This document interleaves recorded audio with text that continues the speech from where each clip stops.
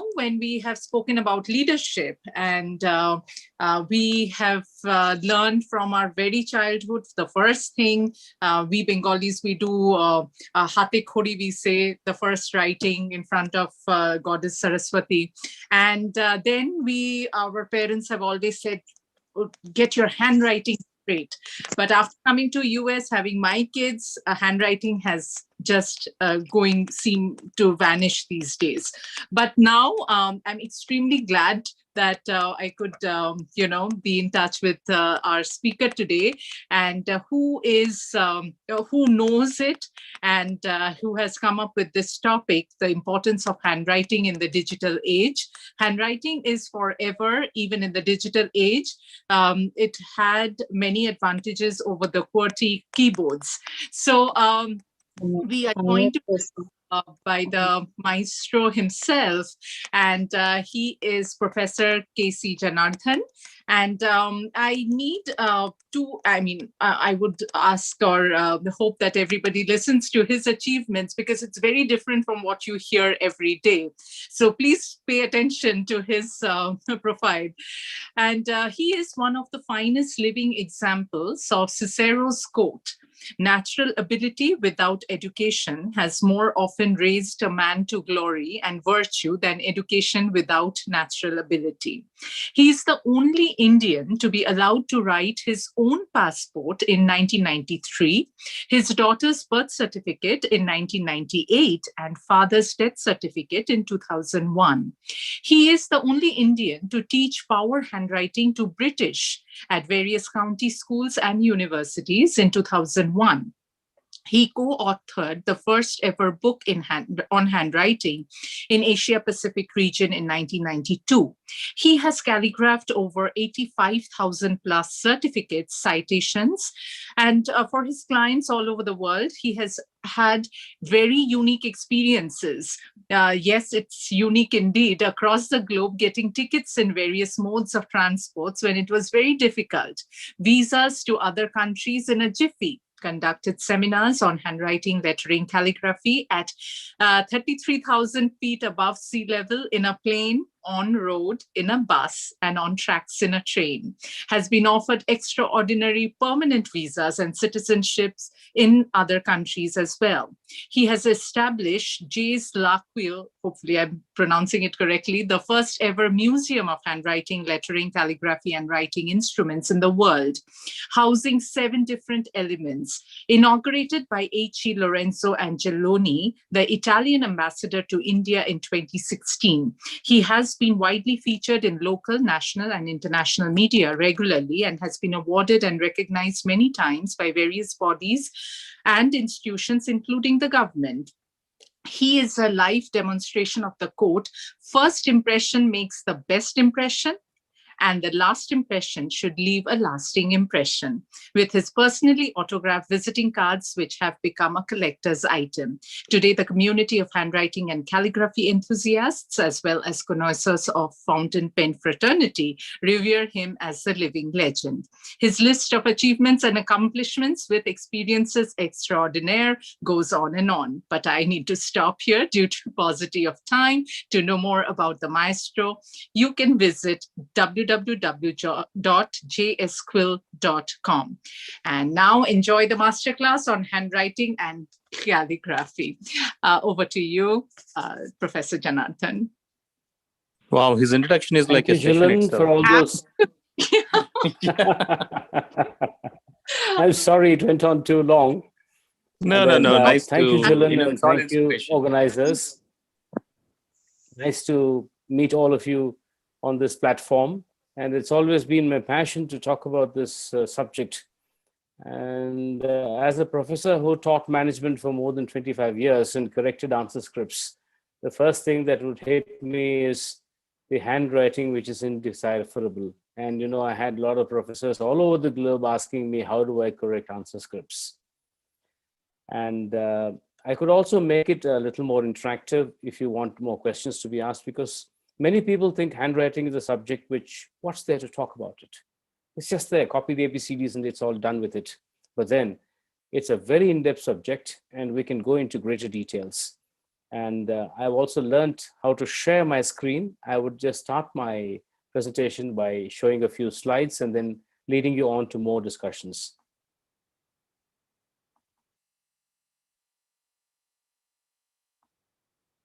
I hope it has begun.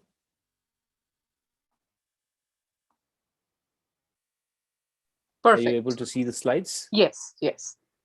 Yes. So this is Connoisseur's Quill and Golden Hand that I started about 30 years ago. And that's my own writing in font known as Old English, my own hand and quill. And the quill is the greatest writing instrument that I have ever come across. Now, I found 7 elements of handwriting, and most of the people are actually confused with what is handwriting, and somebody calls it calligraphy, somebody says lettering, and somebody says, oh, show me your handwriting and I'll tell you a character. Oh, you're a calligrapher. Oh, you will tell me my character. Then somebody says he's a choreographer. So a lot of confusions are there, and I found there are 7 of them, and I would clarify that briefly in this session. What are these 7 elements? The basic handwriting is something that all of us learned when we went to school. And it's one of the basic communication tools that we have used for many, many years. And if one's handwriting is good, there are people with certain artistic abilities who would move into the next level called as lettering. And today, 99% of the world follows lettering, and as a misnomer, they call it calligraphy. Lettering is writing in different styles, producing different styles of letters and in different languages. And there is also a science to it called as typography, which will talk about the line and space relationship, the proportions, and various other nuances to make it look beautiful. When you add a spiritual dimension to lettering, which can be done only after a lot of experience in life and maturity, you could move into the highest level called as calligraphy with a spiritual dimension. Now, that's the first vertical, which is progressive and complementary. Then comes the next central vertical, which at times can be really controversial and contradicting, which is called as graphology, which is also used in some of the HR practices to try and select people. Now, a person's character can be found out from their handwriting, which is about 60 to 70% an indicator, as I have understood. It can't be taken as 100% true. And there were graphologists who studied a lot of different kinds of handwriting and said this should be your character. For example, if you give a person a white sheet of paper and ask them to write, and if they cover the whole sheet from top to bottom, and you would call them a miser. But then, English language is so beautiful that you will say, you make the optimum utilization of the available resource, and everybody would say, yes, you're right. So it's how to make certain things sound positive that people have perfected in all these kinds of ologies. And there was a breakaway group which brought in graphonomy and said, we are like the astronomers, we are not like the astrologers, we can be even more accurate. But all said and done, there are limitations. And there's another group which came up saying, we do a lot of graphotherapy. We will change your handwriting and change your future. Now, some people have been going overboard and saying that we can cure your medical illnesses, we can make you rich. I'm yet to find people who have done that with proof. And a lot of gullible people have fallen prey to it. That's my research work and understanding from where I found it. It's a belief system somebody's trying to plant into you. The last one is a very interesting area, which is very scientific. It is called as the question document examination, where we detect forgery. Now, the central vertical that you have seen is more of a emotional analysis that is done. And the last vertical, which I call it as question document examination, is more of a rational analysis and accepted in the court of law. Well, this is it. This is my writing, which is done with an italic tip. And I believe that italic is the best form of writing to learn how to write well as to go from there to the other areas, because it gives us a lot of basics which we can perfect. Now, all of us in this world have been complaining about bad writing. How many of you seem to have got a complaint from your teacher, or how many of you have heard your children come back home and say the teacher says improve your handwriting? And all that came from this copper plate in the 16th century in England, which later, if you see the main slide, you see copper plate in the center. To the right side, you will see copper plate written without the thick and thin lines, and that's called as cursive. And in America, it's also got variants known as Palmer, Spencerian, Zenarian, and then we have got a lot of variants. And this particular style leads into a lot of problems. So when you try to write faster than the normal speed, your cursive gets into problems like this. I hope you're able to see that. My clear looks like my dear looks like my clear. And aluminium and humor and rumor and running, everything looks very different, and it can be misread. So are you writing to be read or writing to be misread is a question.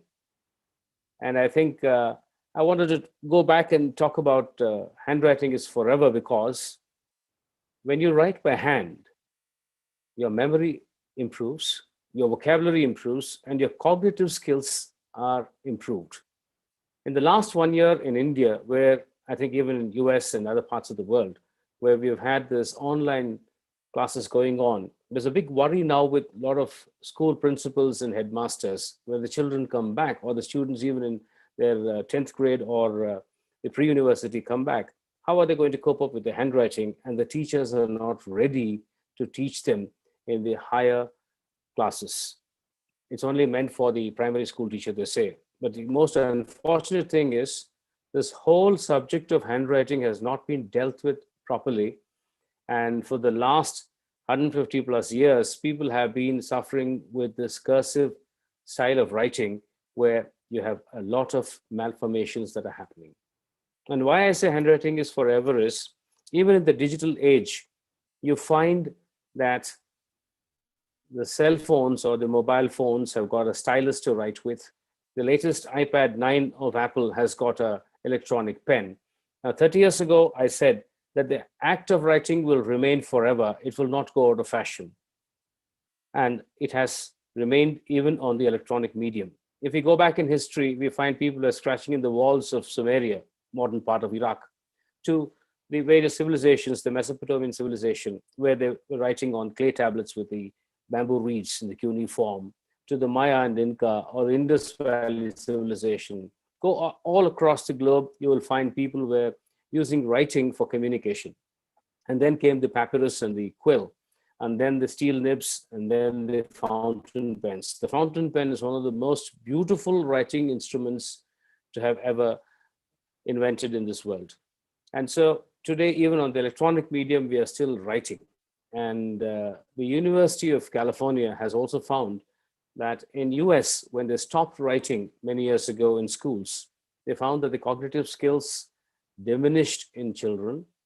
There is a generation where they cannot, remember properly. You ask them to write 2 pages and they say, what is this kind of a punishment? It's an imposition. And the vocabulary was lost out. The power of expression was getting lost out. And that's why I say that handwriting is forever. I'll show you some slides of how cursive writing led to problems. This slide of a student of mine from 95. On the left-hand side, you will see the kind of writing he had. And later, when we teach how to build letters, build them part by part. That's why I stopped calling it handwriting programs. We call it alphabet architecture, alphabet engineering programs. We engineer the letters with the various strokes, and then we bring them together. You can see one more sample. This is Prasad again, how he used to write. He was a 27-year-old man when he came to me in 97. And in 98, what happened to his writing, how it was improved. It calls for a lot of concentration and eye-and-hand coordination, and you need to practice it every day, regularly, until you get to the best levels. Well, what are the benefits of handwriting in the digital age? Now, I think all of you would also be familiar with various malware attacks that are happening. And you also find that there are a lot of security issues and privacy issues. And some time ago, when I read about the malware which attacked various hospitals in UK, WannaCry, and sometimes there was also a breach of the security in US. I very well remember that the security chief, and I think Pentagon or one of those organizations were asked, what do you do to be more secure in the future? He said, put pen to paper. And that was really wonderful. So how does it help you? In most parts of the world, we still write our examinations, so it can get you better marks. And as I said, the first impression should be creating the best impression, and the last impression should be leaving a lasting impression. And in this world of competition, you don't get a second chance to make a fresh impression. And you can impress anyone, any age, at any place, and any time with your powerful, beautiful handwriting, which the digital world is not able to do. I'm not against digital world. We can, coexist. The digital world is for mass storage of information and dissemination of information, but then your security and privacy is being compromised. One of the recent BBC reports that I read said that by 2039, a lot of people in this world would be leaving the digital platforms because they don't want their footprints to be tracked, and they would go back to writing by hand and delivering by hand. So that is something very encouraging. And when you look at handwriting versus typewriting, or the keyboards and smartphones, people have been writing for thousands of years. But today you find a lot of detrimental effects like the repetitive strain injury, finger arthritis, carpal tunnel syndrome, degeneration of digits for overusage of the cell phones, your thumbs. Your thumbs are going to become useless, shoulder, neck, and spine injuries. And as I said, cognitive skills, memory, and vocabulary are being badly affected. So handwriting is coming back strongly. The best news I have for you is a lot of IT professionals, doctors, and others have been taking up to this dip and write copper plate writing. As you see over here, you find dip and write nib, and then the style of writing on top, left and right, is copper plate and variations of that, and how some people have been writing their cursive writing. Then this is my example of copper plate for you. And then there are various writing instruments, and it can be made with various different kinds of elements and material. And people are enjoying this because it is a stress buster. And in the pandemic, I find a lot more people buying this. In the recent times, you could always go to the net and get them, not like 30 years ago where we had to physically go in search of them. Today, you can order them on Amazon or one of those platforms, and you can get it home. And many people have been saying it's a stress buster, and it's giving us a lot of satisfaction to write, and our expressions are becoming more profound. And then you can go to lettering. These are all samples of hand lettering. And these are some certificates that I had written in the past for various corporates of mine who were my clients, over 220 of them across the globe. This is written in the Old English style. And we have the copper plate style. Then poetry. We also write customized poetry, and a lot of love letters are also written. I think it has to be hand done to be really passionate, not electronically. If you differ, I'm sorry. And this is another piece done with copper plate and cursive writing for Winston Churchill, which is it's displayed in the Bangalore Club in Bangalore. And a few more examples of swashed italics. And there are certain decorative letters called cradles and many more, but it's a little more difficult to identify them, but it's very, very ornate.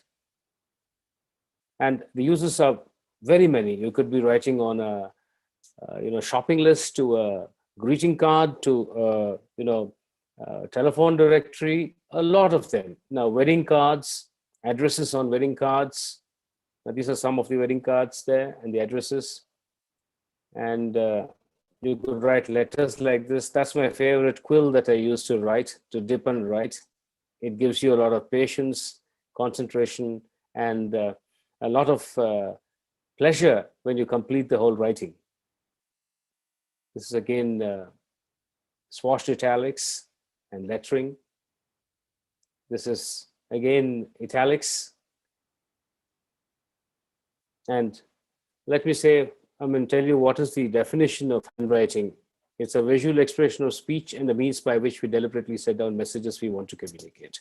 So it has to be good. So everybody says, I need to have a good handwriting. You need to have a good handwriting.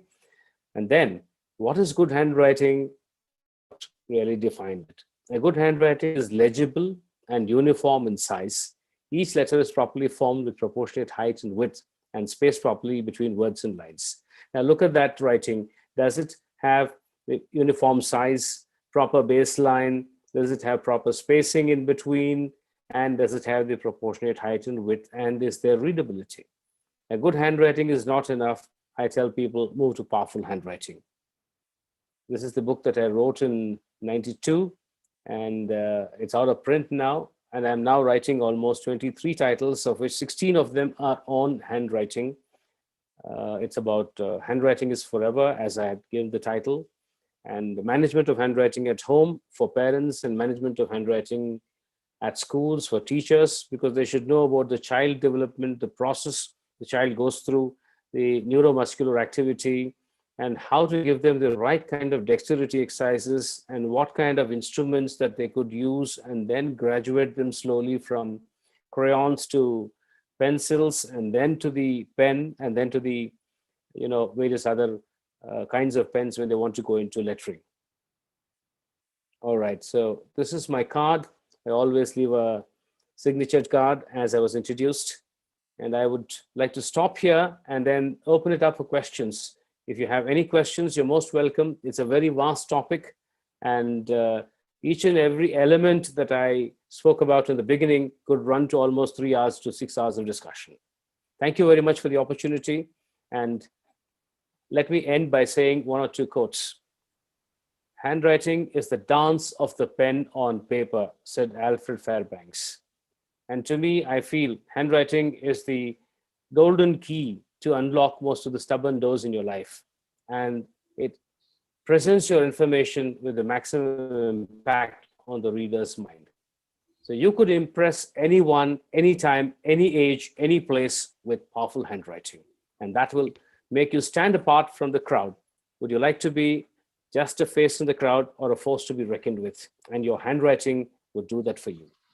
Thank you very much for your patient hearing, and I would be too glad to answer the questions that you have.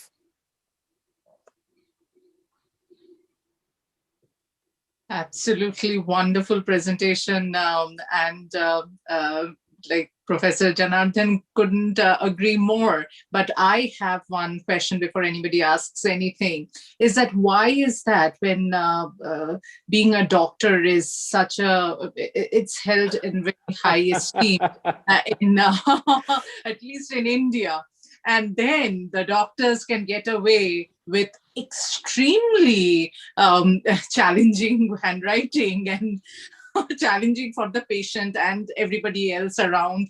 The pharmacist can only read. So why is it that, if you have a bad handwriting, you are somehow destined to be a doctor? Why is that? Wonderful question, Julian.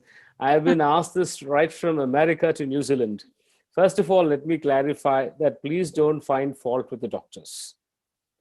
It seems like every culture has a saying, that if you have a bad handwriting, you've already pre-qualified yourself to become a doctor.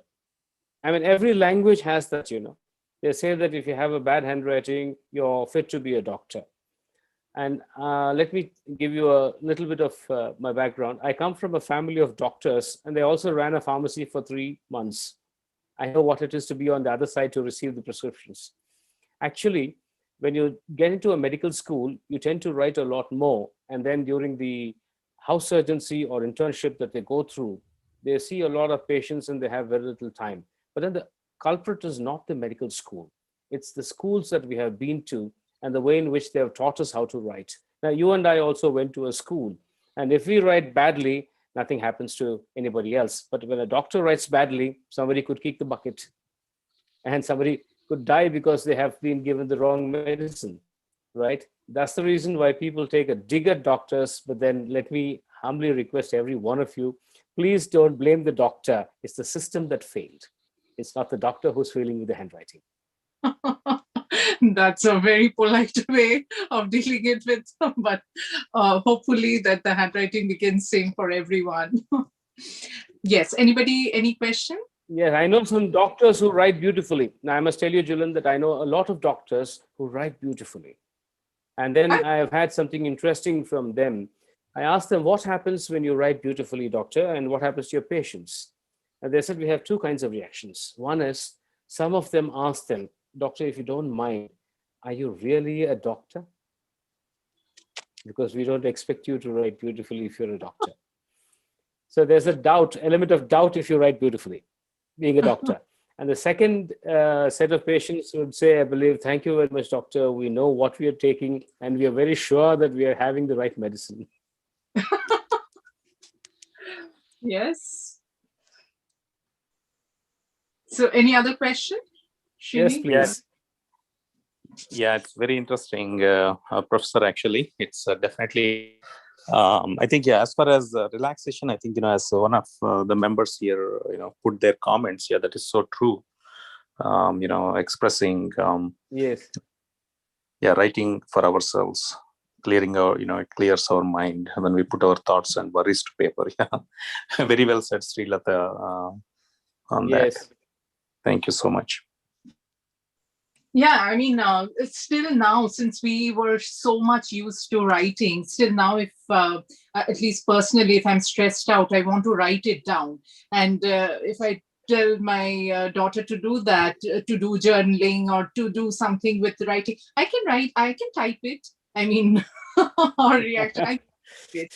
So I don't know how. You don't feel like writing. I'm getting her the pen, whatever she likes, but somehow that thing doesn't, unless the school really. I'll come to it. It's because people have started youngsters writing very early in life. If you have started a child to, or if you have introduced the child to writing practice before they're biologically ready, that is today in schools, where they call it a play home or whatever name they call it, they start writing at the age of 2.5, when your fine motor skills have not been developed. And that creates an aversion in the young child. Now, that is the first deterrent. If you start formal writing by 5.5, when the nerves and muscles are well developed, then they can hold the pencil properly and they can start writing and enjoying it. There was a research done many years ago in England and in a region where you have the European countries border, like the Italian and Swiss and all of them over there, the German and all that. We found that, when a set of students less than 5 years were taken and you introduced them to handwriting and you watch them over a period of 10 years, you found that a lot of people came up with trouble and problems. But then those who started after 5.5 years has settled down beautifully and started writing very well. So it's actually the age of introduction that plays a vital role with the children. And today the various gadgets are a distraction for them, and then they don't want to write. And I have interviewed a lot of journalists and I've asked them, what has been the reaction of your readers when you wrote your stories by hand and when you typed it? You would be very surprised to know that most of them said, when we wrote our stories by hand, the readers felt the punch in it, they felt the emotion in it. They were so close to the story that they were reading. It was almost like living the story. But when we typed it out, it was like, every part of the keyboard felt like a flat tap and there was no emotion.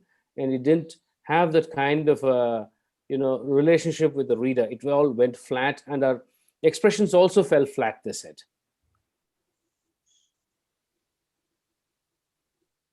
You have to unmute. You're muted, I think.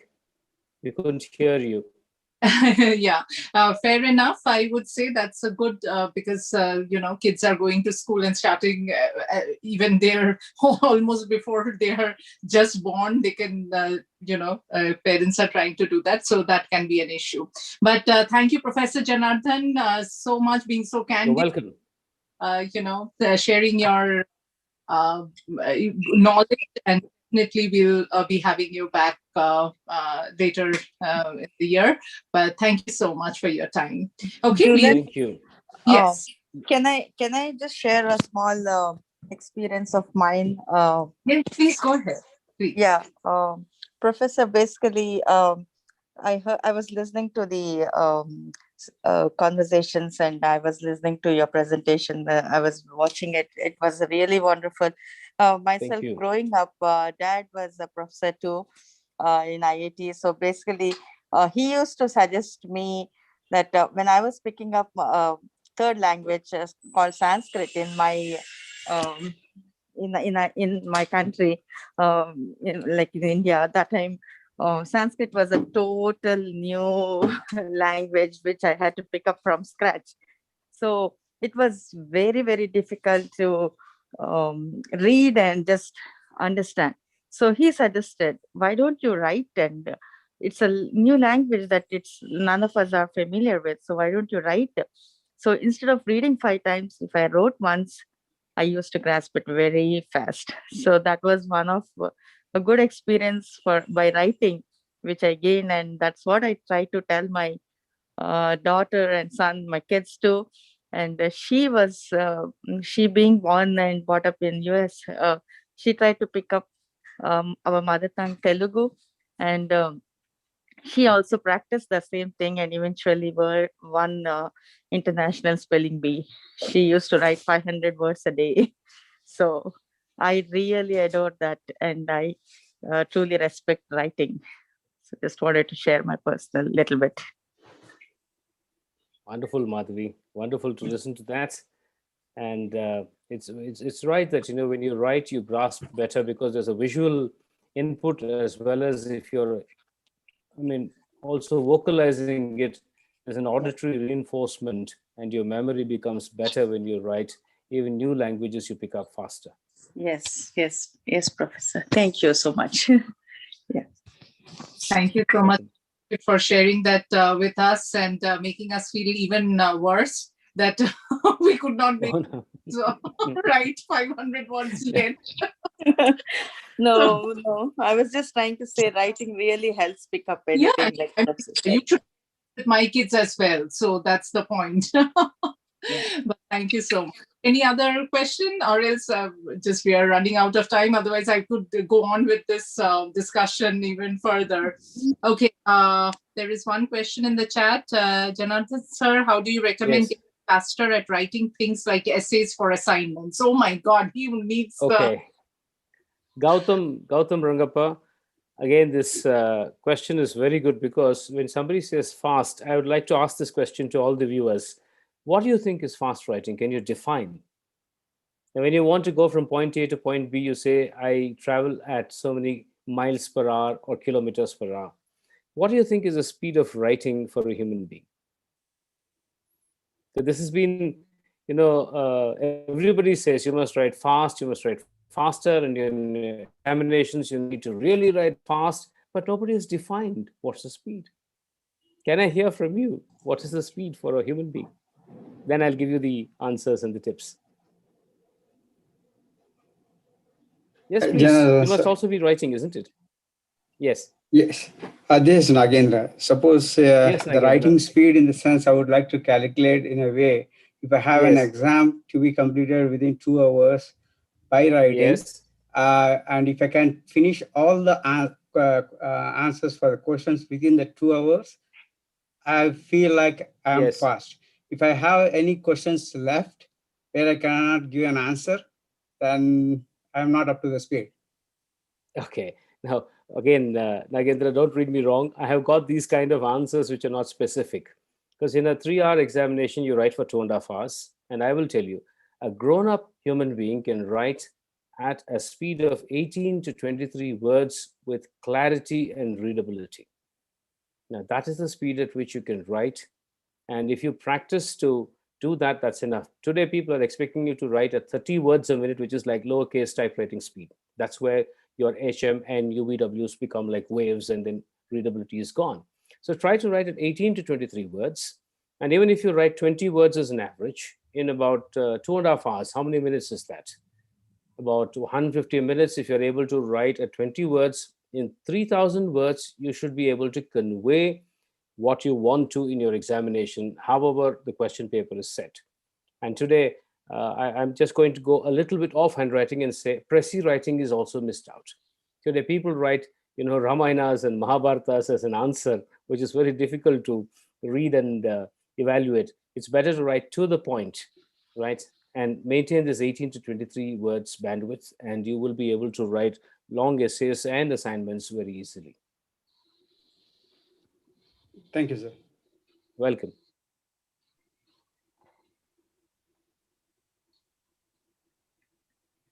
Okay, Gautam says, thank you for the answer. Thank you, Gautam, for the question as well. Okay, so now moving, thank you, Professor Janardhan, once more for your time and staying awake this late. As proper and gentleman you are, and you sleep at 9 p.m. sharp, staying this long for Let Us Talk, it is absolutely an honor. Thank you. The pleasure is mine. I enjoyed every bit.